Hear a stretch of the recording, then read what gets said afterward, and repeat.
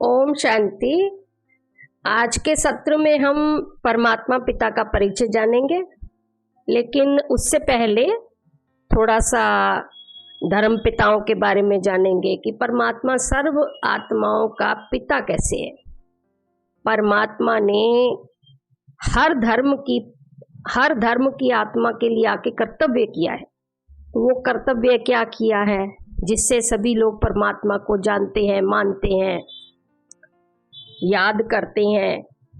तो वो धर्म पिताएं कौन हैं जिन्होंने परमात्मा का मैसेंजर बन के हमें संदेश दिया। फिर परमात्मा के कर्तव्य क्या हुए और फिर परमात्मा के संबंध और परमात्मा की गहराई के बारे में अनुभव करते हैं। तो ये देखिए आपके सामने, फिर ये ऊपर देखिए ये क्या लिखा हुआ है कि सभी सर्व आत्माओं के परम पिता, माना ये सर्व आत्माएं हैं। कौन है? चाहे उसमें धर्म आत्माएं हैं, धर्म पिताएं भी तो आए थे ना सृष्टि पे। तो सभी आत्माओं के पिता, चाहे किसी भी धर्म की आत्मा है, उनके पिता कौन है? सदाशिव। तो सदाशिव आके हमें ये सत्य ज्ञान देते हैं।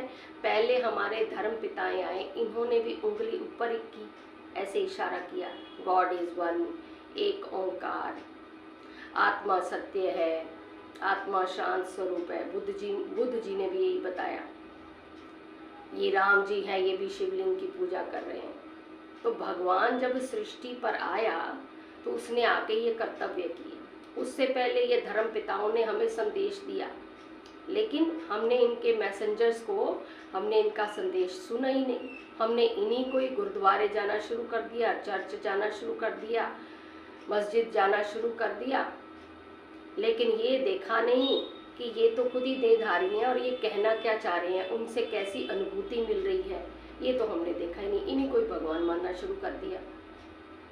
तो जब हमने इनको भगवान मानना शुरू कर दिया तो फिर हमारी अवस्था कैसी होने लग गई? हमारी अवस्था डाउन में आने लग गई। जबकि भगवान ने खुद ये स्वयं आके बताया कि बच्चे, मैं सृष्टि पर आके कर्तव्य करता हूँ, तभी तो मैं उसी उपलक्ष्य में मेरे यादगार में ये मंदिर बनते हैं, जैसे अमरनाथ का बना है। यानी उसने हमें आके ये अमर रस पिलाया। ये अभी जो ज्ञान सुन रही है हमारे लिए क्या है? ये तो अमर रस हो गया ना। फिर पशुपतिनाथ का मंदिर बनाया है।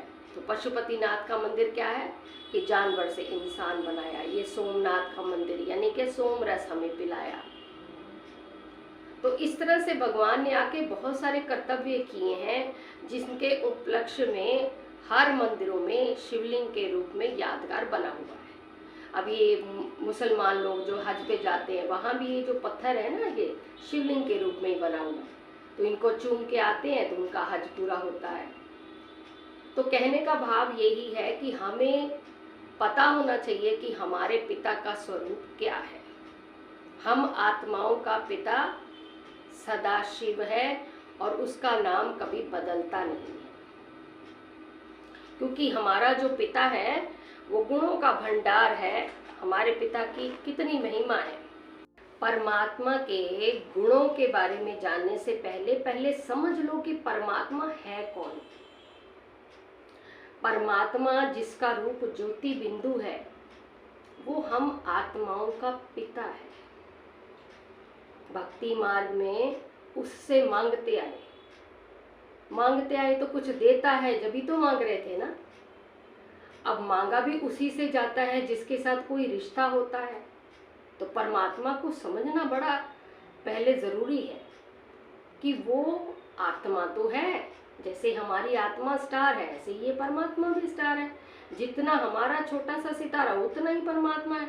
लेकिन इनमें क्या है? सागर है। इनमें ज्ञान का भंडार है, गुणों का भंडार है, सागर है ये, और हम नदियां हैं, हम इनके स्वरूप हैं। तो जिसके पास सब कुछ होगा तभी तो भक्त लोग मांगते आए, तभी तो हम लोग सभी बच्चे उनसे मांगते आए। तो मांगा किससे जाता है? जिसके साथ पहले रिश्ता होता है। तो परमात्मा के साथ हमारा रिश्ता क्या है, पहले हमें ये समझना है। खाली भगवान भगवान कहने से तो कुछ नहीं होता है ना। जब तक हम रिश्ता ही नहीं बनाएंगे, तब तक तार से तार जुड़ेगी कैसे? क्योंकि परमात्मा का जो गुणगान करना है रटने वाला नहीं करना है, समझ के उसके साथ बात करनी है। अभी आप इतनी सारी मुरलियों में सुनते आए हो ना, इतनी सारी मुरलियों में, उसमें क्या बताया था?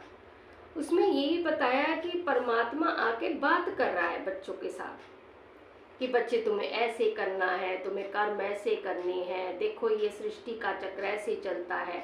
ये सारी चीजें कौन है? माना अगर वो ज्ञान का सागर है, उसमें ज्ञान है, जब तो वो ज्ञान दे रहा है ना। अब वो ज्ञान कब दे रहा है? कोई ना कोई समय होगा जब वो आया होगा यहाँ पे और उसने ज्ञान दिया होगा। फिर हम आत्माएं जो पवित्र हैं, तो पवित्रता कहाँ से आई? अगर वो पवित्रता का सागर है, जब भी हमारे पास पवित्रता आई। ऊपर से जब हम आई थी तो पवित्रता की शक्ति लेकर आई थी ना।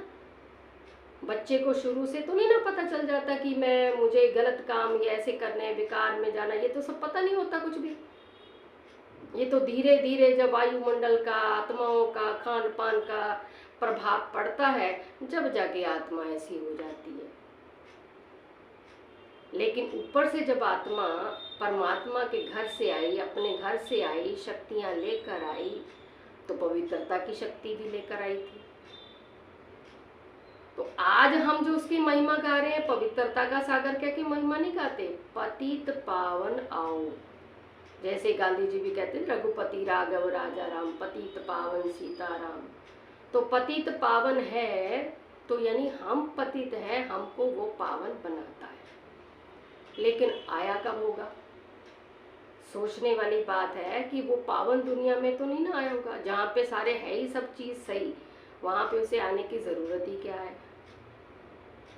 अब यहाँ कलयुग में पतित हो गई हैं, आत्माओं में शक्ति कम हो गई है, आत्माएं दुखी हो गई हैं, चिंता हो गई है, तो हमारे जो मन के दुखी वाले संकल्प उसको टच करते हैं, हमारी पुकार उसके पास पहुंचती जब वो आता है। अब वो आता है तो उसका हमारे साथ संबंध है, जब ही तो आता है ना। अपने बच्चों को दुखी नहीं देख सकता, अपने बच्चों को दुखों से मुक्त करना है, तभी तो उसका टाइटल है ना, दुख हरता सुख करता।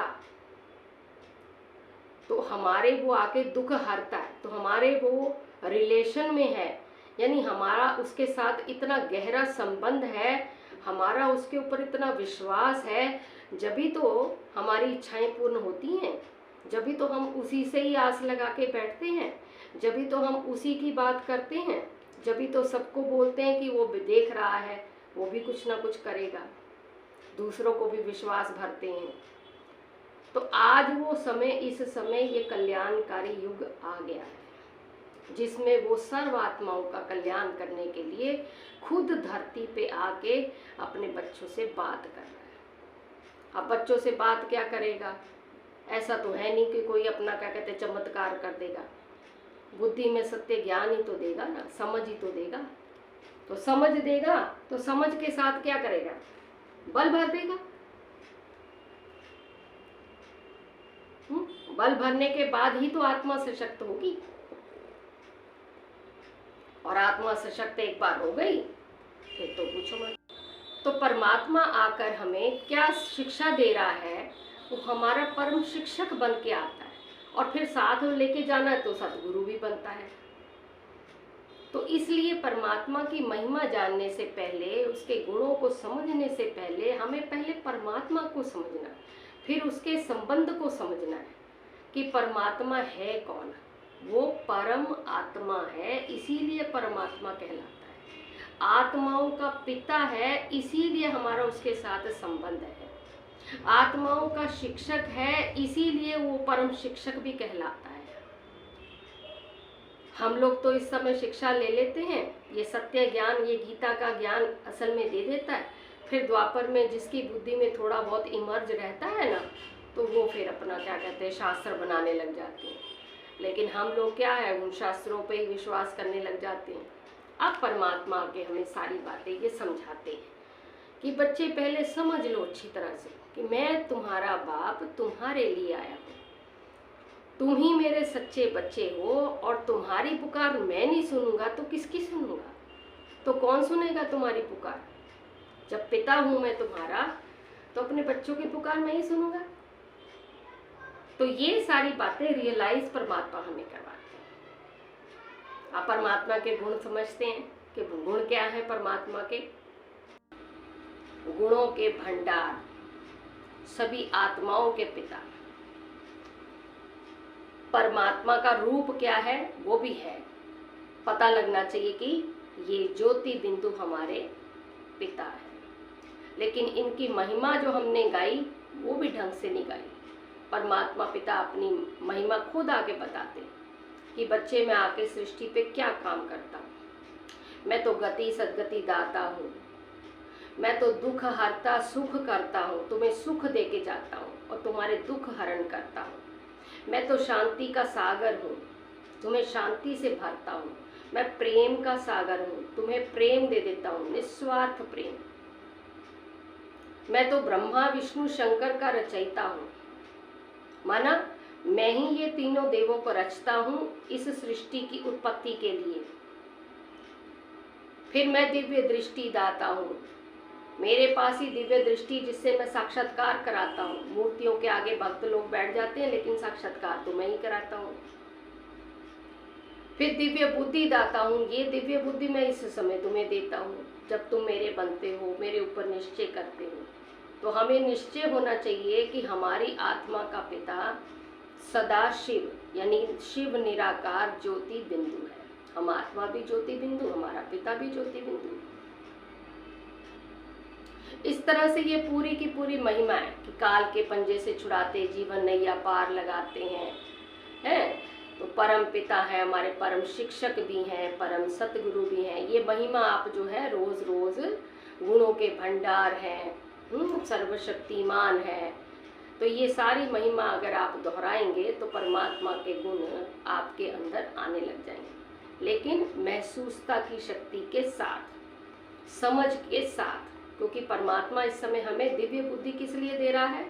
बुद्धि रूपी तीसरा नेत्र हमारा जागृत कर रहा है।